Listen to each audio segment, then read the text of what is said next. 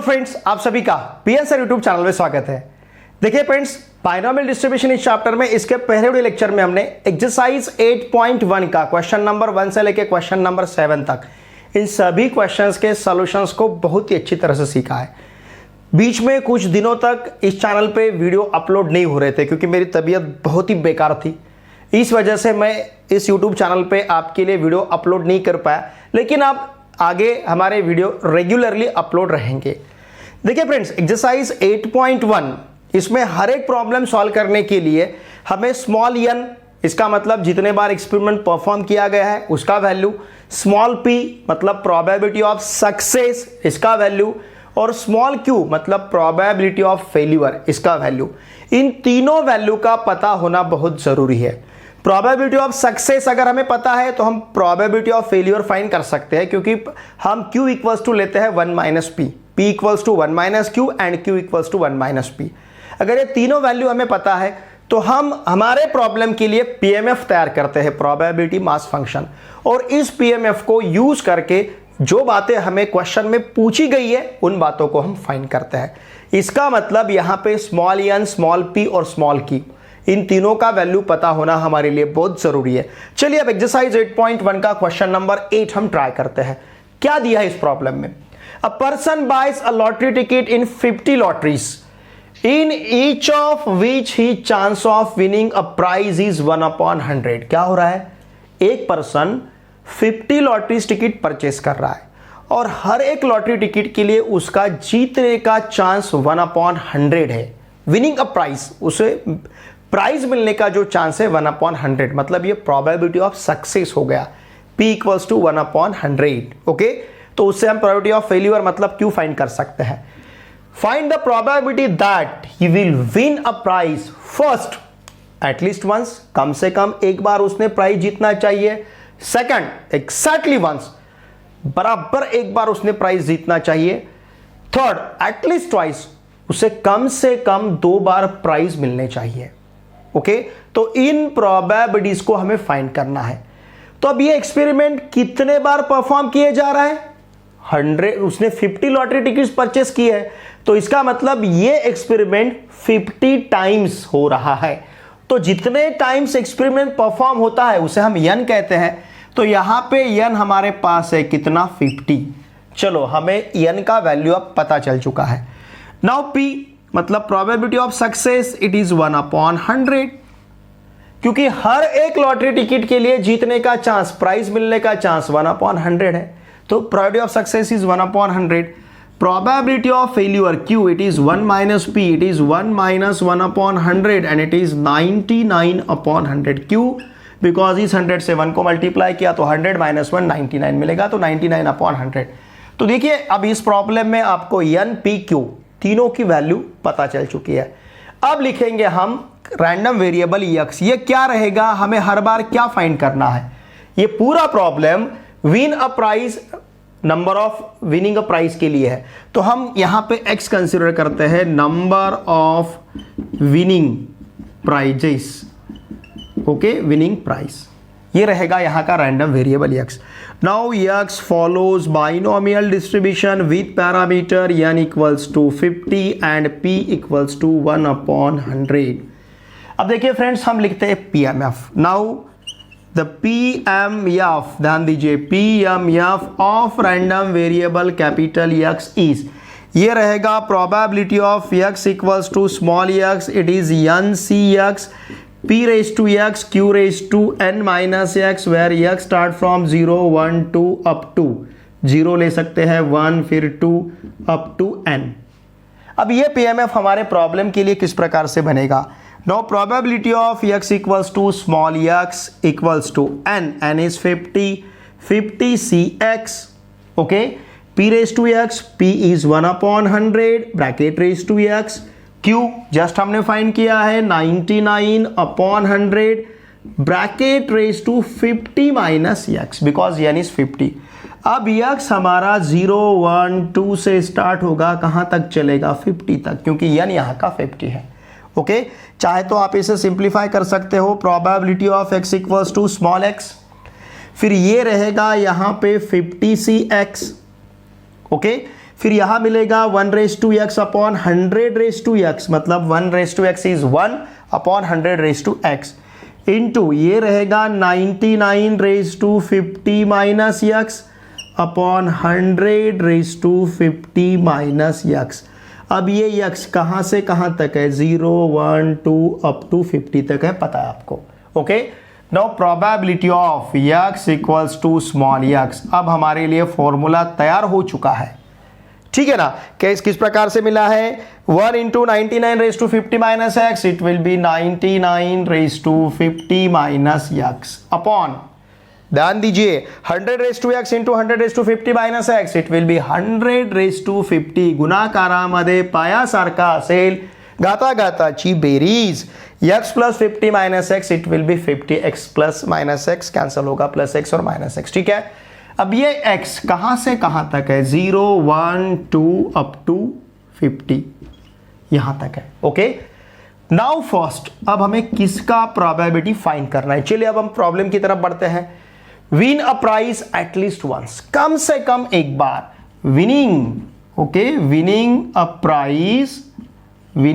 Prize at least once, ध्यान दीजिए, at least once, कम से कम एक बार, एटलीस्ट वंस, कम से कम एक बार प्राइस जीतना है। कम से कम एक बार मतलब, कम से कम एक बार मतलब ये क्या एक से ज्यादा चलेगा, कम से कम एक बार, कम से कम एक बार जीतना है मतलब कम से कम एक, मतलब एक से कम ना हो, एक से ज्यादा कहीं तक भी चलेगा। कहां तक, जितने लॉटरी टिकट्स उसने परचेस किए, कितने, 50 लॉटरीज है, तो ये 1 से लेके 50 तक जा सकता है। x equals to 1, x equals to 2, x equals to 3, x equals to 4, x equals to 50। लेकिन इतने प्रोबेबिलिटीज फाइंड करना हमारे लिए कन्वीनियंट नहीं रहेगा।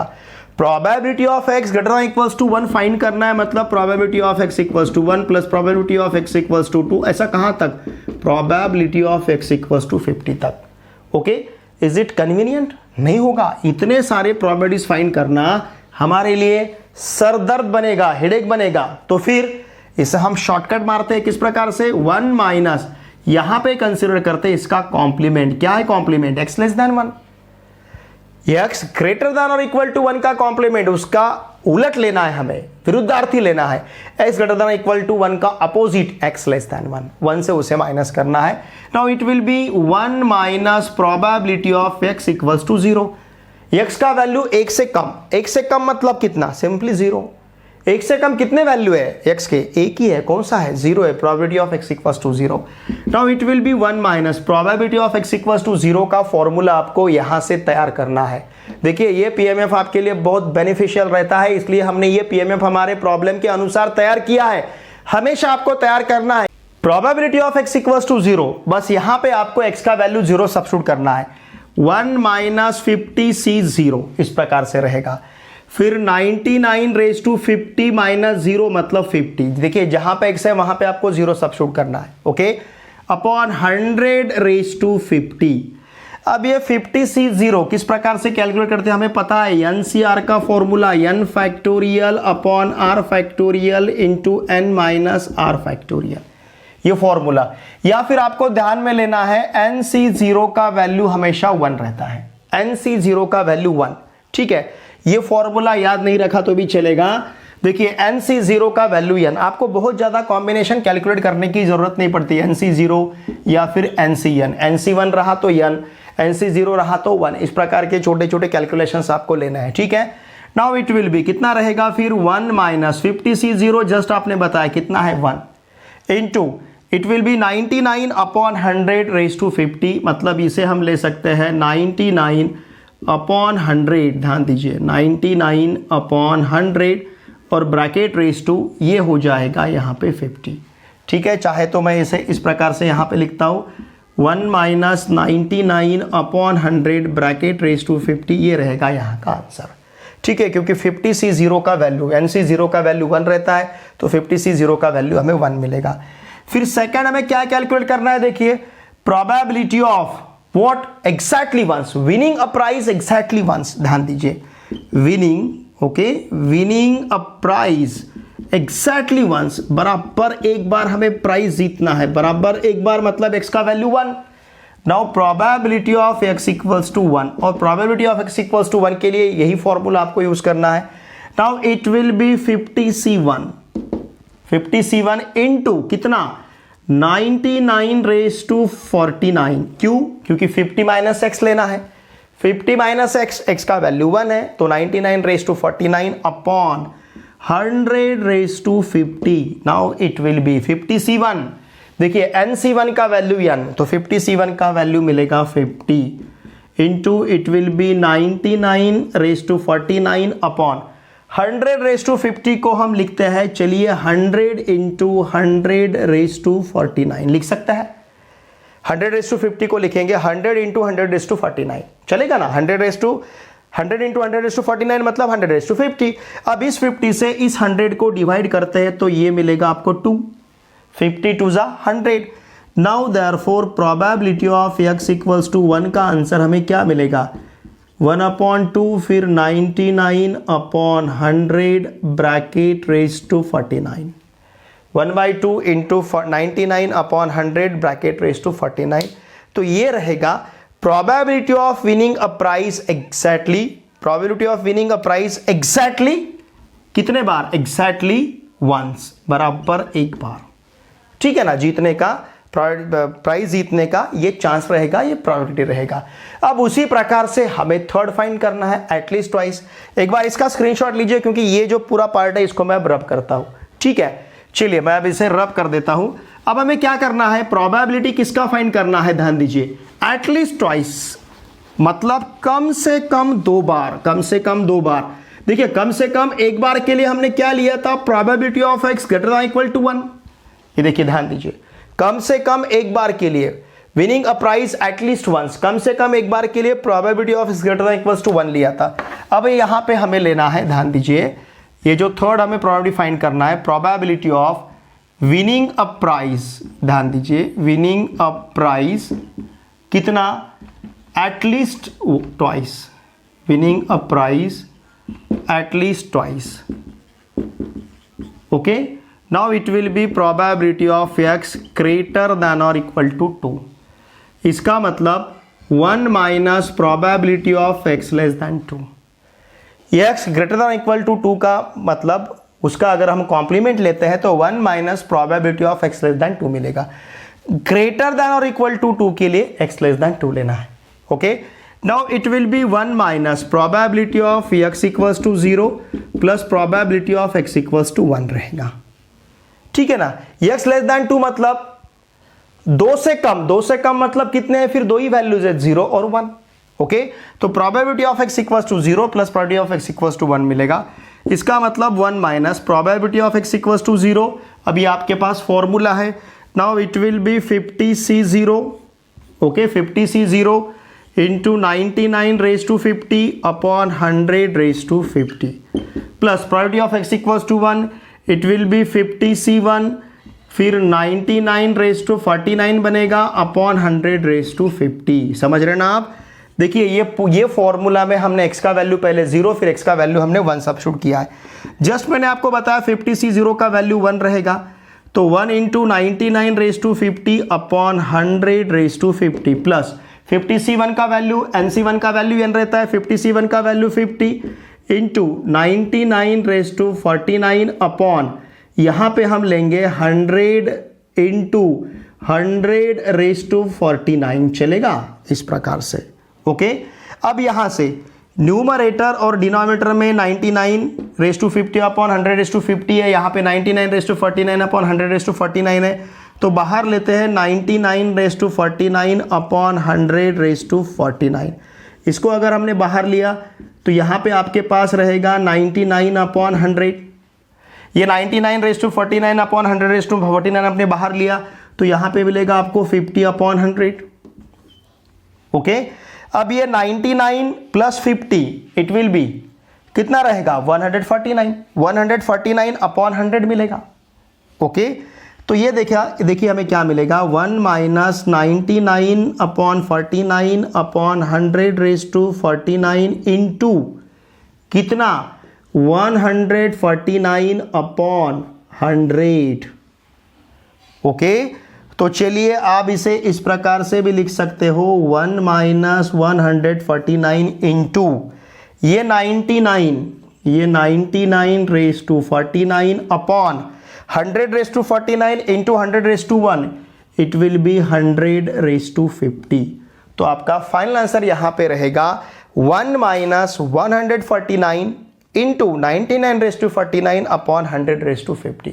देखिए बहुत ही इजी वे में मैंने आपको यहां पे इसका सोल्यूशन बताया। बहुत ही इजी वे में क्या करना है, एटलीस्ट वंस, कम से कम एक बार, मतलब probability of x greater than equal to 1, exactly once मतलब probability of x equals to 1, at least twice, कम से कम एक बार, मतलब प्रोबेबिलिटी ऑफ एक्स कम से कम एटलीस्ट ट्वाइस मतलब कम से कम दो बार। तो probability of x greater than equal to 2, दो या दो से ज्यादा, probability of x greater than equals to 2, इसे देखिए, इसे कैलकुलेट करने के लिए हमने इसका कॉम्प्लीमेंट लिया है, क्योंकि x greater than equals to 2 मतलब 2 से लेके 50 तक जाना पड़ेगा, 2 to 50 जाना पड़ेगा। ये 50 तक जाना मतलब बहुत देर लगेगी हमें कैलकुलेट करने के लिए, हेडेक बनेगा। तो उसके लिए हमने कॉम्प्लीमेंट लिया 1 minus probability of x less than 2। ठीक है, चलिए इसका 9 is in a box of floppy disk, it is known that 95% will work. Okay, a sample of 3 of the disks is selected at random. Find the probability that none, फिर second 1, third है 2 और fourth है all 3 of the sample will work. देखिए ध्यान दीजिए, हमें पता है बायनोमियल डिस्ट्रीब्यूशन इस चैप्टर में प्रॉब्लम सॉल्व करने के लिए हमें सिर्फ 3 वैल्यूज पता होना बहुत जरूरी है। स्मॉल n मतलब कितने बार एक्सपेरिमेंट परफॉर्म हो रहा है, small p probability of success, small q probability of failure. In 3 values को अगर हम पता करते हैं तो फिर हम वहां पे तैयार करते हैं पीएमएफ, और with the help of PMF हम इस प्रॉब्लम के जो भी क्वेश्चंस हमें पूछे गए हैं हर एक क्वेश्चन के सॉल्यूशंस को हम इजीली फाइंड कर सकते हैं। लुक हियर, यहां पे कितने प्रॉपर्टीज उठाए गए हैं, 3 of the disc is selected, तो n का वैल्यू ऑब्वियसली कितना रहा 3। Now probability of success p क्या है, ओके कितना वर्क कर रहा है, 95% विल वर्क, मतलब प्रोबेबिलिटी ऑफ सक्सेस इज 95%, मतलब 95 अपॉन 100, 95% है। परसेंट इसका मतलब समझ रहे ना आप, चाहे तो मैं इसको परसेंट में लिखता हूं पहले। Now p equals to 95%, okay 95% इसका मतलब 95 अपॉन 100, और 95 अपॉन 100 इसे अगर हम अगर देखिए 95 और 100 इन दोनों को अगर हमें डिवाइड करना है, सपोज 5 से डिवाइड करते हैं तो यहाँ पे ऑब्वियसली हमें 20 मिलेगा और यहाँ पे मिलेगा 19 5 जा 95 एंड 25 जा 100, ओके तो ये मिलेगा 19 upon 100। Now q equals to 1 minus p, मतलब 1 माइनस 19 अपॉन 20, ओके इस 20 से 1 को मल्टीप्लाई किया तो 20 माइनस 19 1, तो ये मिलेगा 1 upon 20। Probability of success 19 upon 20, probability of failure 1 upon 20, n equals to 3।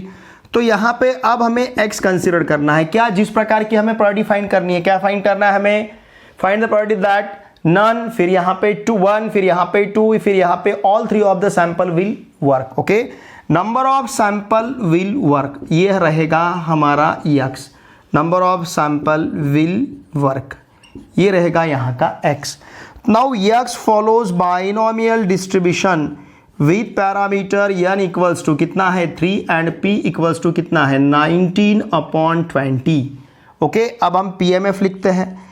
Now the probability mass function of random variable capital x is, ये रहेगा probability of x equals to small x, it is NCx, फिर p raise to x, फिर q raise to n minus x, where x start from 0 1 2 up to n। यहाँ तक के part को आपको 1 mark मिलेगा अगर 4 मार्क्स का एक क्वेश्चन आपको एग्जाम में पूछा जाता है, ओके अब ये पीएमएफ हम हमारे प्रॉब्लम के लिए तैयार करेंगे, तैयार करना बहुत जरूरी है तभी आप इजीली बाकी के प्रॉब्लम सॉल्व कर सकते हो, ठीक है। तो n what is here 3cx, p का वैल्यू कितना है 19 upon 20, now it will be 19 upon 20, bracket raise to कितना रहता है x, ओके फिर ये रहेगा 1 upon 20 bracket raise to 3 minus x, where x is 0 1 2 3, ये है हमारे यहाँ पे x के वैल्यूज, ठीक है। चलिए इसे थोड़ा सा सिंप्लीफाई कर लेते हैं, probability of x equals to small x, now it will be 3cx, बहुत इजी है देखिए 19 raise to x, okay 19 raise to x मतलब it will be 19 raise to x into 1 raise to 3 minus x, it will be 1, लेने की जरूरत नहीं है, upon 20 raise to x और ये 20 raise to 3 minus x, it will be 20 raise to simply 3, 20 raise to 3 where x is 0 1 2 और 3, इस प्रकार से रहेगा। ठीक है, समझ रहे ना आप, ये 20 रेस टू एक्स और यहाँ पे 20 रेस टू 3 माइनस एक्स, गुणाकारामध्ये पायासारखा असेल, घाताघाताची बेरीज एक्स एक्स कॅन्सल होगा तो हमें 20 रेस टू 3 मिलेगा।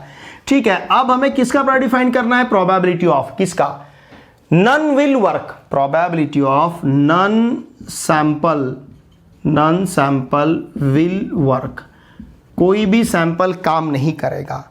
ओके, तो probability of x equals to 0, none will work, क्योंकि number of sample will work के लिए हमने x लिया है, अब कोई भी काम नहीं करेगा तो probability of x equals to 0 find करना है, मतलब ये रहेगा 3c0। ओके, फिर 19 raise to 0 upon 20 raise to 3 बनेगा। देखिए हमें पता है nc0 अगर रहता है तो उसका वैल्यू मिलता है 1, 3c0 का वैल्यू 1, 19 रेस टू 0 का वैल्यू भी 1, तो ये रहेगा 1 अपॉन 20 रेस टू 3। इसे कैलकुलेट 20 रेस टू 3 ऐसा ही लिखिए, 20 का पावर 3 लिखने की आपको जरूरत नहीं, उसका आंसर लिखने की जरूरत नहीं है। ओके, फिर सेकंड में हमें क्या फाइंड करना है, probability of one sample will work, one sample will work, ध्यान दीजिए एक सैंपल काम करेगा, वन सैंपल विल वर्क मतलब probability of x equals to 1, probability of x equals to 1, यहां पे देखिए क्या हो जाएगा, फिर ये 3c1, फिर ये रहेगा 19 raise to 1 upon 20 raise to 3, समझ रहे ना आप, 3c1 हमें पता है nc1 अगर रहता है तो इसका वैल्यू रहता है n, तो 3c1 का वैल्यू 3 मिलेगा। Now it will be 3 into 19 upon 20 raise to 3 मिलेगा, मतलब probability of x equals to 1 का वैल्यू हमें मिलेगा 57 अपॉन 20 रेस टू 3। ठीक है, अब थर्ड हमें क्या फाइंड करना है, देखिए ध्यान दीजिए, what is third, probability of, ध्यान दीजिए, probability of two sample will work, probability of two sample, ध्यान दीजिए, two sample will work. Okay, two sample will work, two sample will work मतलब probability of x equals to 2। Okay, probability of x equals to 2, तो probability of x equals to 2 क्या रहेगा, it will B, ये देखिए इस formula में हम x का वैल्यू 2 रखना है, इट विल बी 3c2 फिर 19 रेस टू, ध्यान दीजिए 19 raise to 2 upon 20 raise to 3, इस प्रकार से हमें इसे फाइंड करना है। नाउ 3c2, देखिए nc1 जिस प्रकार से उसी प्रकार से ncn-1 का वैल्यू रहता है, ncn-1, चाहे तो आप देख सकते हो 3c2 मतलब 3 factorial upon 2 factorial into 1 factorial, तो इट विल बी सिंपली 3 रहेगा, 3c2 का value 3 into 19 square upon 20 raise to 3। ठीक है ना, इसे कैलकुलेट करने के लिए मैं आपको यहाँ पे चाहे तो इसका वैल्यू लिख देता हूँ, 3c2 मतलब 3 factorial upon 2 factorial into 1 factorial, it will be 3 factorial 2 factorial के साथ कैंसिल होगा तो हमें कितना मिलेगा, सिंपली 3। अब क्वेश्चन नंबर 4, सब क्वेश्चन 4 जो है क्या है, all 3 of the sample will work, probability of all 3 sample will work, तीनों के तीनों सैंपल काम करेंगे, ऑल 3 सैंपल विल वर्क।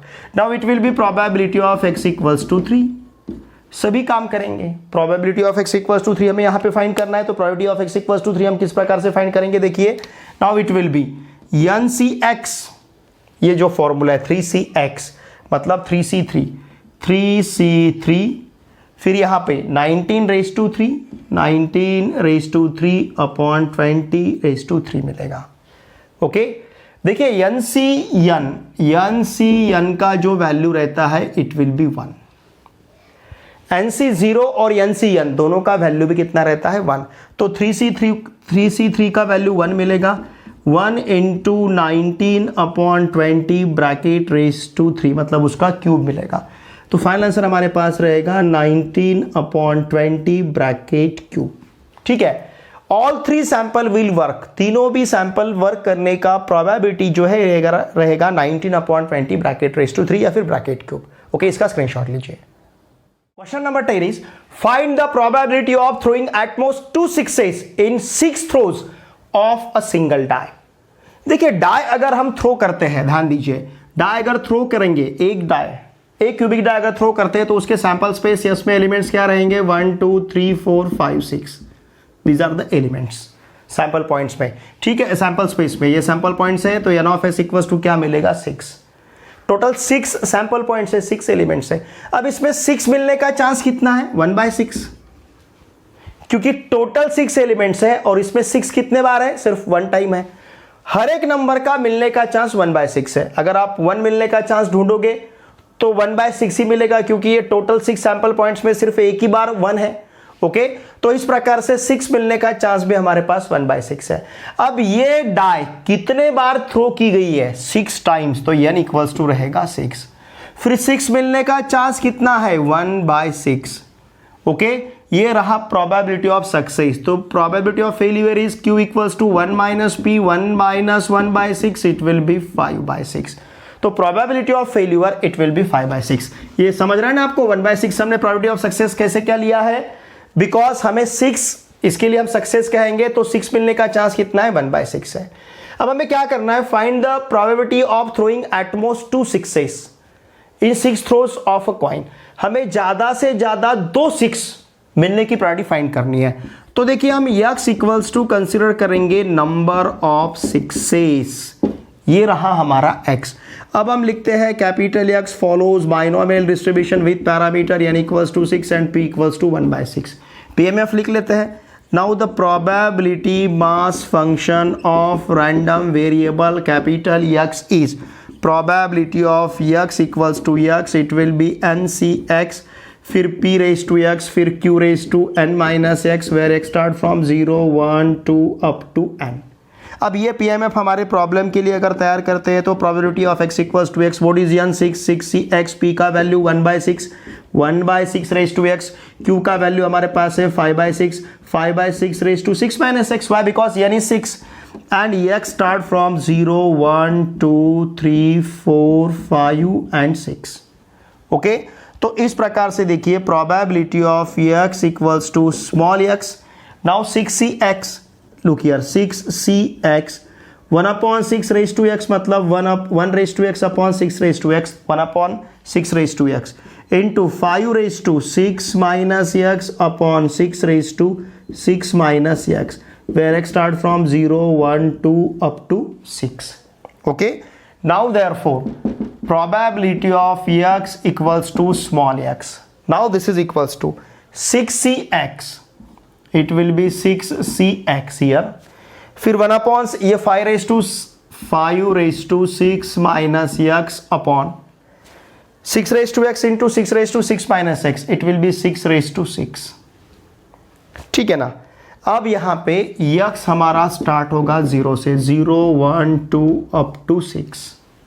ठीक है, अब देखिए हमें क्या फाइंड करना है, probability of getting eight most 2 6s, getting, okay, at most 2 6s, ज्यादा से ज्यादा 2 6s, ज्यादा से ज्यादा 2 मतलब 2 या 2 से कम चलेंगे, लेकिन 2 से ज्यादा नहीं, 2 या 2 से कम, ज्यादा से ज्यादा 2 इसका मतलब 2 या 2 से कम चलेगा। ठीक है, now probability of x less than equals to 2, इसका मतलब probability of x equals to 0 plus probability of x equals to 1 plus probability of x equals to 2 रहेगा।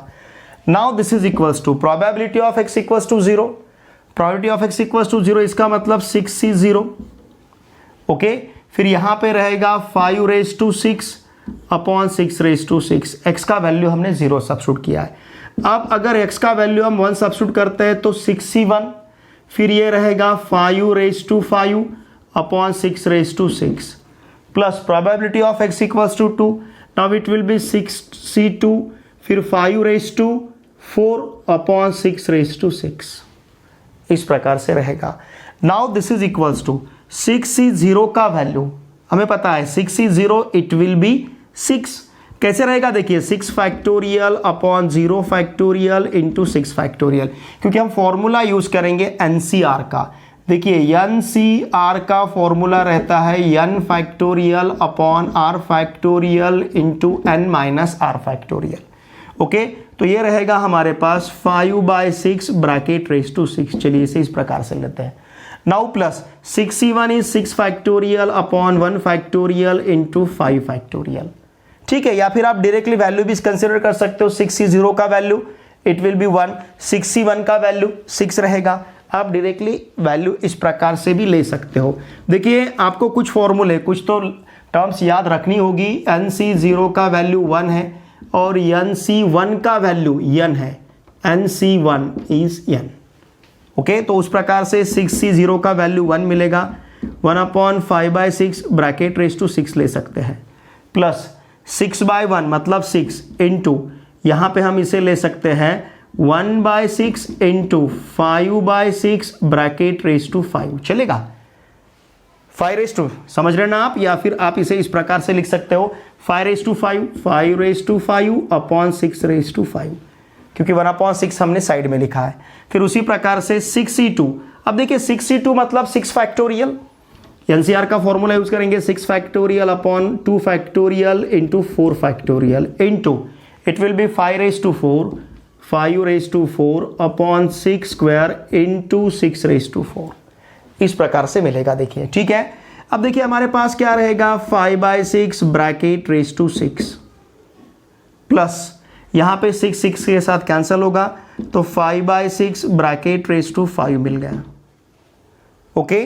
प्लस अब यहां पे देखिए 6 फैक्टोरियल 4 फैक्टोरियल के साथ अगर कैंसिल करते हैं तो न्यूमरेटर में 6 इंटू 5 मिलेगा, डिनोमिनेटर में 2 मिलेगा, इंटू ध्यान दीजिए 5 अब ये 1/36 लेता हूं मैं इसको, 6 स्क्वायर को 1/36, ये जो 6 स्क्वायर है ना तो 36 लिख लिया, और फिर यहां पे रहेगा 5/6 ब्रैकेट रेज टू 4, ओके। अब इन पूरे टर्म में से हम 5/6 ब्रैकेट रेज टू 4 को बाहर ले सकते हैं, हर जगह पे कॉमन है। 5/6 ब्रैकेट रेज टू 4 अगर बाहर लिया तो यहां पे आपके पास बचेगा 5/6 ब्रैकेट का स्क्वायर, क्योंकि ब्रैकेट स्क्वायर को तो हमने बाहर ले लिया।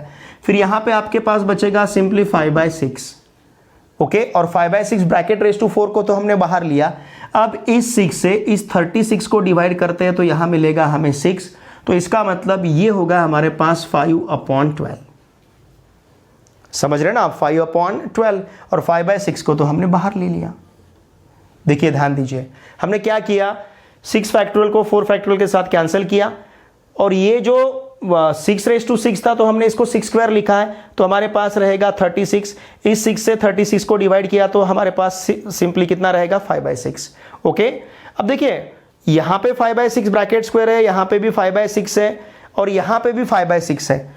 एक बार सपोज अगर हम इसे इस प्रकार से लेते हैं, देखिए हम इसे कॉमन लेने की बजाय, और थोड़ा सा मैं सिंप्लीफाई करता हूं आपके लिए, ये रहेगा 5/6 ब्रैकेट रेज टू 6 प्लस यहां पे 5/6 ब्रैकेट रेज टू 5 प्लस, अब यहां पे 5/6 ब्रैकेट रेज टू 4 है और ये भी 5/6 है, तो मैं इसको लिखता हूं 1/2 इंटू 5/6 और फिर bracket raise to 5। Are you getting this? ये 5/6 और ये 5/6 ब्रैकेट रेज टू 4, ये होगा 5/6 bracket raise to 5। Are you getting this? अब हम ले सकते हैं बाहर कितना, 5/6 रेज टू 5, चलेगा। बाहर हमें क्या लेना है, 5/6 ब्रैकेट रेज टू 5, तो यहां पे आपके पास 5/6 बनेगा, यहां पे 1 रहेगा और यहां पे रहेगा 1/2, वेरी सिंपल। तो अब ये मिलेगा हमें 5/6 ब्रैकेट रेज टू 5 इंटू, देखिए इन सब का एलसीएम आपको लेना है 6, ओके। अब इस 6 को 6 से डिवाइड करते हैं तो 1 मिलेगा, 1 से 5 को मल्टीप्लाई करते हैं तो 5 मिलेगा। अब यहां पे इसका डिनोमिनेटर 1 है, तो उस 1 से 6 को डिवाइड करते हैं तो 6 मिलेगा, 6 से 1 को मल्टीप्लाई करते हैं तो 6 रहेगा, इस 6 को 2 से डिवाइड करते हैं तो 3 मिलेगा, 1 से 3 को मल्टीप्लाई करते हैं तो 3 मिलेगा। तो इस प्रकार से न्यूमरेटर में आपके पास क्या बना है, देखिए 5 + 6 + 3, 5 + 6 11, 11 + 3 14, इट विल बी 14/6, 14/6 इसका मतलब 7/3, तो हमारा फाइनल आंसर रहेगा 7/3 इंटू 5/6 ब्रैकेट रेज टू 5, ये रहेगा यहां का फाइनल आंसर, ठीक है। 7/3 इंटू 5/6 ब्रैकेट रेज टू 5। आप आपको जिस प्रकार से कन्वीनियंट लगता है उस प्रकार से आप इसे कैलकुलेट कर सकते हो। मुझे इस प्रकार से ये बहुत अच्छा लगा, कन्वीनियंट लगा, इसके लिए मैंने 5/6 ब्रैकेट रेज टू 5 को बाहर लेने का प्रयास किया। फिर यहाँ पे मैंने एलसीएम लिया है 6, ये एलसीएम यहाँ पे 6 मिलने के बाद इस एलसीएम को 6 से डिवाइड किया तो 1 मिलेगा, 1 से 5 को मल्टीप्लाई किया तो 5, यहाँ का डिनोमिनेटर 1 है, 1 से 6 को डिवाइड किया तो 6 रहेगा, 6 से 1 को मल्टीप्लाई किया तो 6 मिलेगा। फिर यहाँ का डिनोमिनेटर 2 है, इस 2 से 6 को डिवाइड किया तो 3 मिलेगा, 3 से 1 को मल्टीप्लाई किया तो 3 मिलेगा। तो 5 + 6 + 3 मत 5 + 6 इज 11 + 3 14, 14/6 इट विल बी 14/6 का मतलब 7/3। तो मैंने यहाँ पे लिखा है 7/3। चाहे तो मैं यहाँ इसे 14/6 भी पहले लिख सकता हूँ, 14/6, और फिर इस 14/6 को लिखेंगे 7/3, फिर 5/6 और ब्रैकेट रेज़ टू 5 रहेगा। तो इस प्रकार से the probability of throwing at most 2 6s in 6 throws of a single die it will be कितना रहेगा 7/3 × 5/6 ब्रैकेट रेज़ टू 5। चलिए इसका स्क्रीनशॉट लीजिए। Number 11 is, it is known that 10% of certain articles manufactured are defective. What is the probability that in a random sample of 12 such articles 9 are defective? Okay, देखिए अब यहां पे क्या दिया है हमें, 10% of certain articles are manufactured are defective। इसका मतलब यहां पे probability जो हमें दिया है डिफेक्टिव का, प्रोबेबिलिटी ऑफ डिफेक्टिव इज 10%। 10% मतलब 10/100, 10/100 मतलब 1/10। ये प्रोबेबिलिटी ऑफ सक्सेस हो गया हमारा। फेल्यूर Q = 1 - P 1 - 1/10 मतलब ये रहेगा यहाँ पे 9/10। अब देखिए कितने आर्टिकल्स हैं, ओके 12 सच आर्टिकल्स मतलब n = 12। अब हमें किसका प्रोबेबिलिटी फाइंड करना है, what is the probability that in a random sample of 12 such articles 9 are defective. तो यहां पे हम रैंडम वेरिएबल x कंसीडर करते हैं, नंबर ऑफ डिफेक्टिव आइटम्स। देखिए बहुत ही सिंपल है, नंबर ऑफ डिफेक्टिव आइटम्स लेना है हमें, ओके। अब हमें किसका प्रोबेबिलिटी फाइंड करना है, एक बार हम PMF लिख लेते हैं। Now x follows binomial distribution with parameter n = 12 and p = 1/10। ठीक है, फिर PMF लिखेंगे। Now the probability mass function of random variable capital X is probability of X = small x, it is NCX, फिर यहाँ पे P⁻x, फिर Q⁻n-x, where x start from 0 1 2 up to n।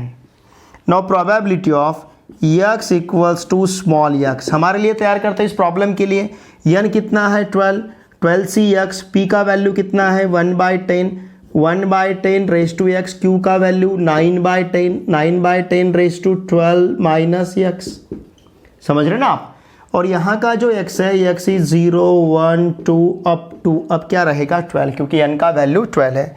Now probability of x = small x, it is 12cx। ध्यान दीजिए 12cx, 1/x/10 it will B 1/10 फिर into यहाँ पे 9/12 - x upon 10/12 x। इस प्रकार से लिख सकते हैं 9/12 - x upon 10/12 x, where x start from 0 1 2 up to 12। इस प्रकार से लेना है।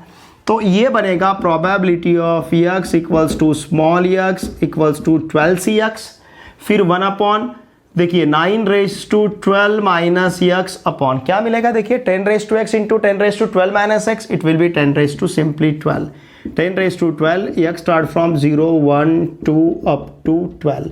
ओके, अब हमें क्या फाइंड करना है, 9 आर डिफेक्टिव। ओके, सिलेक्ट किए हुए 9 एटम्स डिफेक्टिव रहेंगे। तो प्रोबेबिलिटी ऑफ x = 9 हमें फाइंड करना है। Probability of x = 9, it will B 12c9। बहुत सिंपल है, x का वैल्यू हमें 9 सब्स्टिट्यूट करना है, 12c9। Now it will B 9/12 - 9 रहेगा। 9/12 - 9 मतलब 9/3 डायरेक्टली लिख सकते हैं, 9/3 अपॉन 10/12। ठीक है, अब इसे हमें कैलकुलेट करना है 12c9 को। Now probability of x = 9, it will B 12c9 मतलब NCR का फॉर्मूला। ओके, क्या रहता है NCR इज, यहां पे लिखता हूं मैं, NCR is n factorial upon r factorial into n minus r factorial. ये NCR का फॉर्मूला हम यूज करेंगे। तो देखिए क्या मिलेगा, it will B 12 factorial upon 9 factorial into 3 factorial into 9/3 upon 10/12। अब ये 12 फैक्टोरियल अगर कैंसिल करते हैं हम 9 फैक्टोरियल के साथ, तो न्यूमरेटर मिलेगा 12 इंटू 11 इंटू 10। ये 9 फैक्टोरियल हमने 12 फैक्टोरियल के साथ कैंसिल किया, तो 12 इंटू 11 इंटू 10 अपॉन 3 फैक्टोरियल की जगह रहेगा 3 इंटू 2 इंटू 1, ये 3 factorial into 9 raise to 3 upon 10 raise to 12, ऐसा रहेगा 9 raise to 3 upon 10 raise to 12। ठीक है, अब देखिए कैंसिल हम क्या कर सकते हैं, 3 इंटू 2 6, ये 6 से अगर 12 को डिवाइड करेंगे तो यहाँ पे हमारे पास रहेगा 2। ओके, देखिए यहाँ पे हमारे पास कितना रहेगा 2। 3 इंटू 2 6, 6 2 जा 12। फिर इस 10 रेज टू 11 को अगर 10 के साथ कैंसिल करते हैं तो यहाँ पे 10 रेज टू 12 को 10 के साथ कैंसिल करते हैं तो 10 रेज टू 11 मिलेगा। ये 2 इंटू 11 इट विल बी, देखिए probability of x equals to 9। अब हमारे पास क्या रहेगा 22। अब 10 को 10 रेज टू 12 के साथ कैंसिल करते हैं तो 22 into 9 raise to 3 upon 10 raise to 11 मिलेगा। समझ रहे ना आप, ये 3 इंटू 2 6 से 12 को डिवाइड किया तो 2 इंटू 11 इट विल बी 22। फिर इस 10 को 10 रेज टू 12 के साथ कैंसिल किया तो 10 रेज टू 11 मिलेगा। तो हमारा final answer probability of x equals to 9 it will be 22 into 9 raise to 3 upon 10 raise to 11, ये रहेगा यहाँ का फाइनल आंसर। ठीक है, इसका स्क्रीनशॉट लीजिए। 12 में हमें 4 सब क्वेश्चंस दिए हैं। इन सब क्वेश्चंस में हमें NPQ का वैल्यू प्रोवाइड किया है, फिर एक्सपेक्टेड वैल्यू वेरिएंस पूछा गया है, कहीं पे स्टैंडर्ड डेविएशन पूछा गया है, कहीं पे वेरिएंस और E ऑफ x का वैल्यू हमें प्रोवाइड किया गया है और NP के वैल्यूज यहाँ पे फाइंड करने हैं। देखिए इन प्रकार के क्वेश्चंस आपको 2 मार्क्स के लिए स्टेट बोर्ड एग्जाम में पूछे जाते हैं।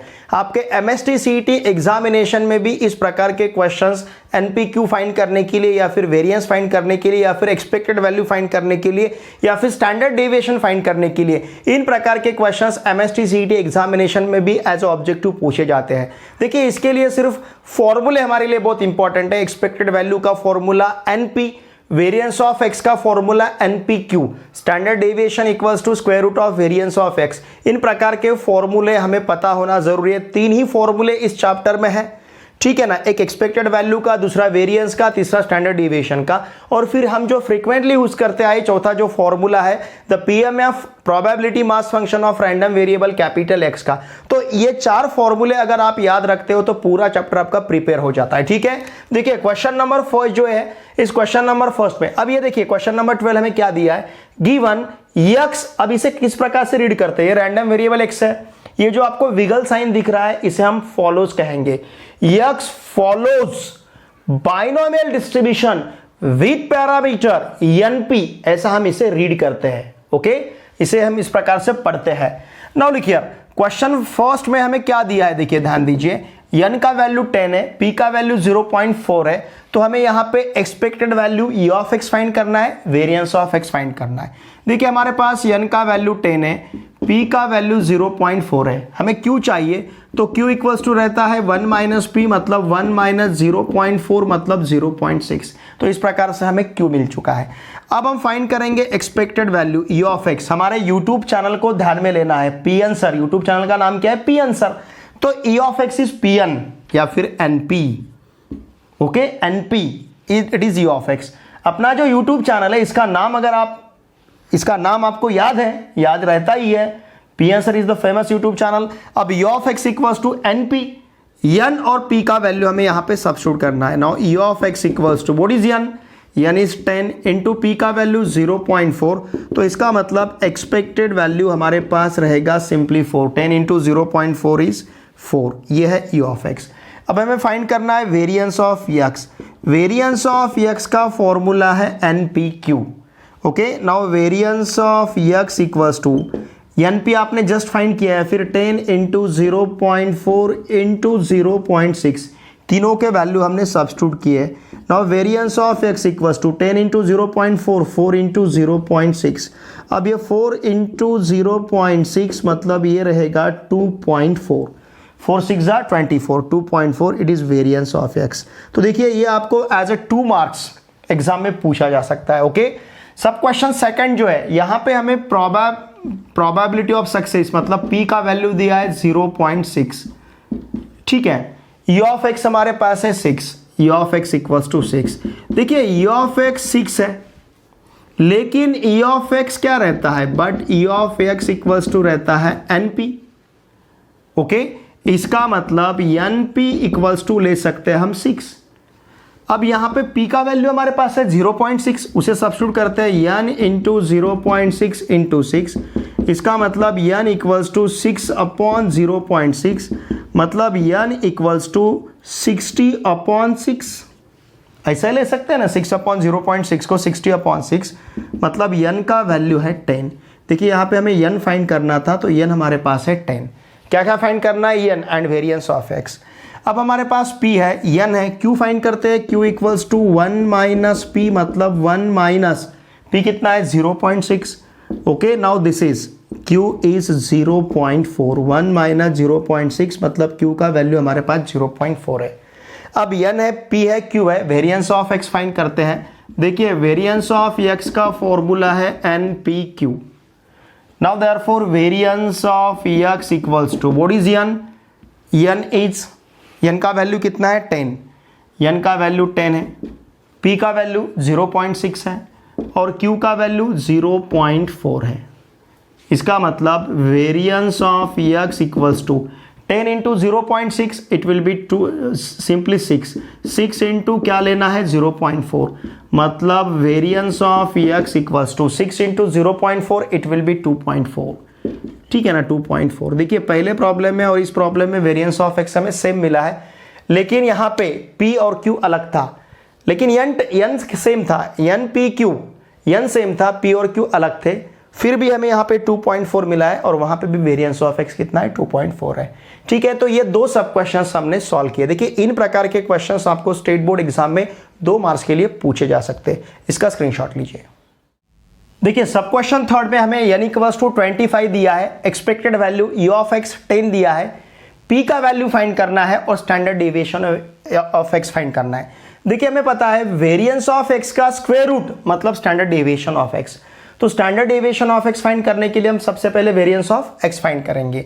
लुक हियर, अब e ऑफ x 10 है, n का वैल्यू 25 है, तो उसमें से हम p फाइंड कर सकते हैं। देखिए n हमारे पास कितना है 25 और e ऑफ x का वैल्यू हमारे पास है 10, लेकिन ध्यान दीजिए e ऑफ x का वैल्यू रहता है np। इसका मतलब हम np इक्वल्स टू लेंगे 10, मतलब n का वैल्यू 25 है, 25 इंटू p इक्वल्स टू 10 ले सकते हैं, मतलब p इक्वल्स टू 10/25। इसका मतलब p इक्वल्स टू रहेगा 2/5। अगर p 2/5 है तो q equals to 1 minus p, मतलब 1 माइनस 2/5, 1 माइनस 2/5 मतलब कितना 3/5। It is the value of q। Okay, अब हमें standard deviation of x find करना है, तो उसके लिए हम वेरिएंस ऑफ x फाइंड करते हैं। Variance of x is npq, मतलब variance of x equals to what is n का वैल्यू 25 है, इंटू p 2/5 है, इंटू q इट इज 3/5। ध्यान दीजिए, ठीक है, ये 5 इंटू 5 25, ये 25 इस 25 के साथ कैंसिल होगा। इसका मतलब variance of x equals to हमारे पास रहेगा 6। अगर वेरिएंस ऑफ 6 है तो standard deviation of x equals to हमारे पास रहेगा square root of variance of x, मतलब standard deviation of x equals to square root of 6। तो ये रहेगा यहाँ का स्टैंडर्ड डेविएशन ऑफ x। हमें standard deviation of x find करना था, साथ में p भी फाइंड करना था। ठीक है, तो p 2/5 है और standard deviation of x square root of 6 रहेगा। सब क्वेश्चन फोर्थ में देखिए हमारे पास n का वैल्यू 10 है, e ऑफ x का वैल्यू 8 है और वेरिएंस ऑफ x फाइंड करना है। देखिए e ऑफ x 8 है, लेकिन e ऑफ x हमारे पास रहता है np, e ऑफ x का फॉर्मूला। इसका मतलब np इक्वल्स टू 8 रहेगा, क्योंकि e ऑफ x 8 है, e ऑफ x का फॉर्मूला np है, तो np इक्वल्स टू 8, मतलब n का वैल्यू तो 10 है, 10 इंटू p इक्वल्स टू 8 रहेगा, मतलब p इक्वल्स टू 8/10 रहेगा, मतलब p इक्वल्स टू 4/5।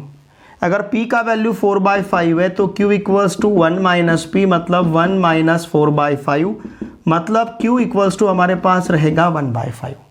ठीक है, अब हम फाइंड करेंगे वेरिएंस ऑफ x। ध्यान दीजिए वेरिएंस ऑफ x का फॉर्मूला है npq। Now therefore variance of x equals to NPQ, value substitute करना है।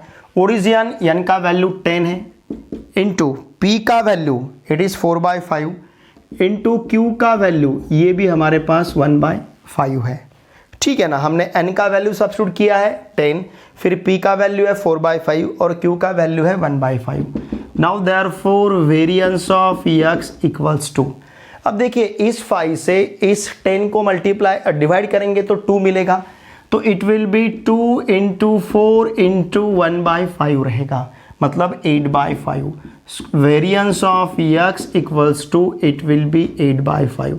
तो यहाँ पे सिंपली हमें वेरिएंस ऑफ x फाइंड करना था। देखिए इन प्रकार के क्वेश्चंस आपको या तो 2 मार्क्स के लिए या फिर 3 मार्क्स के लिए भी एग्जाम में पूछे जा सकते हैं। ओके, इसका स्क्रीनशॉट लीजिए। देखिए फ्रेंड्स, इस वीडियो लेक्चर में हमने एक्सरसाइज 8.1 का क्वेश्चन नंबर 8 से लेकर क्वेश्चन नंबर 12 तक हर एक क्वेश्चन के सॉल्यूशंस को बहुत ही अच्छी तरह से सीखा है। देखिए फ्रेंड्स, मेरी आप सभी से रिक्वेस्ट है, हम इस चैनल पे आपका स्टेट बोर्ड और MST CET दोनों एग्जामिनेशन का क्लास 12 का मैथमेटिक्स का प्रिपरेशन बहुत ही अच्छी तरह से करते हैं। इसके लिए मेरी आप सभी से रिक्वेस्ट रहेगी, अगर आप इस चैनल पे नए हो तो प्लीज़ इस चैनल को सब्सक्राइब कीजिए। आपके जितने भी फ्रेंड्स अभी क्लास 12 में महाराष्ट्र स्टेट बोर्ड में महाराष्ट्र में कहीं पर भी पढ़ते होंगे, उन सभी को मैथमेटिक्स के लिए इस चैनल को सब्सक्राइब करने के लिए अवश्य कहिए। और साथ में मेरा जो टेलीग्राम ग्रुप है PN सर क्लास 12, इस टेलीग्राम ग्रुप को अवश्य ज्वाइन कीजिए। मेरा टेलीग्राम चैनल भी सब्सक्राइब कीजिए, क्योंकि लेटेस्ट नोटिफिकेशन आपको मेरे टेलीग्राम चैनल पे, टेलीग्राम ग्रुप पे मिलते रहेंगे। तो मेरा टेलीग्राम चैनल, टेलीग्राम ग्रुप, इन दोनों का लिंक जो है इसी वीडियो के डिस्क्रिप्शन में मैंने प्रोवाइड किया है। और देखिए फ्रेंड्स, साथ में मुझे इंस्टा पे भी फॉलो कीजिए, मेरा इंस्टाग्राम अकाउंट का लिंक भी मैंने इसी वीडियो के डिस्क्रिप्शन में प्रोवाइड किया है। साथ में आपको पूरे चैप्टर्स के वीडियो लेक्चर्स के प्लेलिस्ट का लिंक भी मैंने वीडियो के डिस्क्रिप्शन में प्रोवाइड किया है। इस चैनल पे हम class 9th 10th 11th 12th चारों क्लासेस का मैथमेटिक्स, स्टेट बोर्ड का मैथमेटिक्स का प्रिपरेशन बहुत ही अच्छी तरह से करते हैं। तो मेरे आप सभी से रिक्वेस्ट रहेगी, प्लीज़ इन वीडियोस को आपके फ्रेंड के साथ अवश्य शेयर कीजिए। जो अभी क्लास 12 में महाराष्ट्र स्टेट बोर्ड में कहीं पे भी पढ़ते होंगे, उन सभी के साथ इन वीडियोस को अवश्य शेयर कीजिए। वीडियो देखे बाद लाइक ज़रूर कीजिए। और देखिए फ्रेंड्स, एक अच्छी सी कमेंट मुझे सेंड कीजिए, मैं आपके कमेंट्स का इंतज़ार कर रहा हूँ। तो प्लीज़ वीडियो देखे बाद शेयर करना है, लाइक करना है और एक अच्छी सी कमेंट मुझे अवश्य सेंड करनी है। चलिए अब हम मिलते हैं नेक्स्ट वीडियो लेक्चर में। Thanks for watching this video.